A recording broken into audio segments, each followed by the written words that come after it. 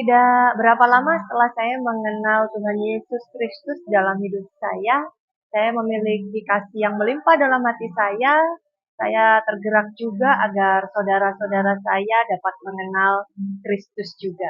Suatu malam Roh Kudus mendorong saya untuk saya pergi ke rumah bude saya untuk memberitakan kabar Injil keselamatan ke sana. Nah, saya sempat berdebat lagi dengan Tuhan waktu itu. Saya bilang gini, Tuhan, apakah iya di sana itu lengkap semuanya ada? Sedangkan yang saya tahu Tuhan, ya, anak-anak bude saya itu orang sibuk dan mereka semuanya bekerja. Kemungkinan besar kalau saya ke sana, bude saya ada, tetapi anak-anaknya tidak ada. Sedangkan yang saya inginkan, satu kali saya pergi ke sana, saya ingin semuanya ada, tetapi Tuhan berbicara pada saya waktu itu, dia bicara, pergi saja ke sana, semuanya pasti lengkap di sana. Dan puji Tuhan, keesokan malamnya saya ke sana, ternyata sesampainya saya di sana, bude saya dan kedua orang anaknya ada semua lengkap di sana. Sesampainya di sana, saya yang terdorong oleh Roh Kudus waktu itu, saya mencoba mengumpulkan mereka semuanya. Saya berbicara pada mereka, saya katakan bahwa saya sudah tidak ada di agama seberang, ya. Karena saya sudah menemukan Tuhan yang sebenarnya, yaitu Tuhan Yesus. Dan mereka semuanya, ya puji Tuhan, mereka mau berkumpul dan dengan fokus mereka mau mendengarkan saya waktu itu. Saya di situ bercerita, ya, dengan berapi-api saya ceritakan bagaimana kehidupan saya, ya, yang mulai ditinggalkan oleh kedua orang tua saya, bagaimana Tuhan menjumpai saya waktu itu, bagaimana perjalanan saya mengenal Tuhan Yesus dan kebaikan-kebaikan yang sudah Tuhan berikan kepada saya. Dan mereka semuanya dengan sukacita mau mendengarkan kabar keselamatan Injil itu. Di tengah-tengah saya waktu itu sedang memberitakan kabar Injil, tiba-tiba saudara, ada seorang bapak-bapak datang. Dan itu sempat mengagetkan kami dan dia mencoba untuk membuyarkan konsentrasi kami waktu itu. Dan saya melihat, ya, bapak-bapak ini ternyata saudara tidak ada jarinya, saudara. Ini jarinya nggak ada, semuanya nggak ada. Dia duduk, tiba-tiba masuk, dia duduk, dan dia bertanya apakah tanah di sini dijual ataukah tanah di sini disewakan. Dan saya yang heran, saudara, ya, kenapa bapak ini tiba-tiba masuk, tiba-tiba duduk tanpa dipersilahkan, sedangkan rumah bude saya itu agak menurun ke bawah gitu. Jadi tidak di pinggir jalan yang langsung bisa orang datang, tetapi harus turun dulu ke bawah, ya, melewati tangga-tangga, ya. Dan buat saya kurang masuk akal, ya. Kalau orang mau bertanya mungkin normalnya dia akan tanya di jalan raya yang begitu ramai, ya, yang orang penuh dengan usaha, mungkin normalnya seperti itu. Tapi tidak, dia memasuki, dia turun ke bawah ke rumah bude saya dan tiba-tiba masuk, tiba-tiba duduk di situ. Ya, dari situ saya masih menganggap normal, ya, saudara.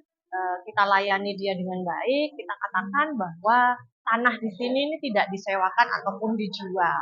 Jadi bapak itu kita persilahkan untuk mencari tempat lain. Nah, setelah itu bapak itu pergi dan saya melanjutkan kembali agar saudara saya, bude saya dan anak-anaknya kembali fokus. Dan ternyata saudara, setelah saya kembali menceritakan kabar Injil tersebut, tiba-tiba bapak itu datang lagi, saudara. Iya, dia datang, dia duduk lagi di situ dan dia kembali seperti apa ya, bertanya-tanya lagi, kira-kira di mana ya ada tanah yang dekat-dekat sini atau rumah di dekat-dekat sini yang bisa disewa, dijual. Saya merasa ini sudah tidak normal dan saya merasa dia mengganggu, saudara. Padahal dari kedatangan bapak itu di awal kedatangannya, kita sudah jelaskan bahwa tempat ini tidak disewakan ataupun dijual. Dan bahkan di sekitar sini pun tidak ada tempat yang disewakan atau dijual. Tetapi dia datang kembali menanyakan hal yang sama. Dan yang saya heran lagi, saudara, ya,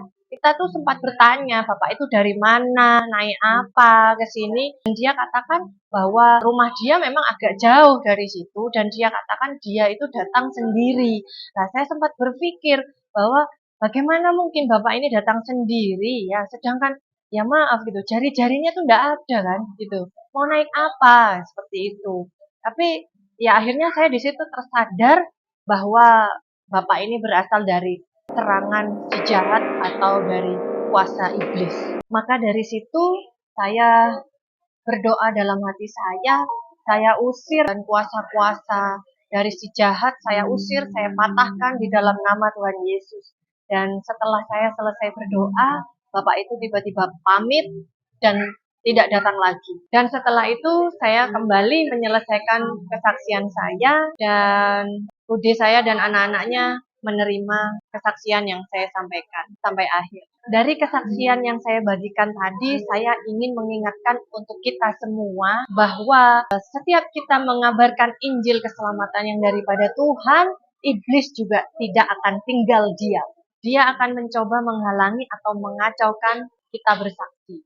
Entah itu lewat pikiran, perasaan, kondisi, maupun situasi. Tetapi jangan takut saudara, ya apabila itu terjadi, kita usir, kita doakan, kita tengking dalam nama Tuhan Yesus. Maka iblis akan lari daripada kita. Sebab firman Tuhan berkata bahwa Injil adalah kekuatan Allah, berita keselamatan dari Allah yang disediakan bagi semua manusia. Dan ingat, iblis tidak suka akan hal itu. Jadi pesan saya, mari kita tetap beritakan Injil yang telah mengubahkan hidup kita dan percayalah kepada Tuhan yang akan tetap menyertai kita sampai kesudahan zaman. Tuhan Yesus memberkati kita.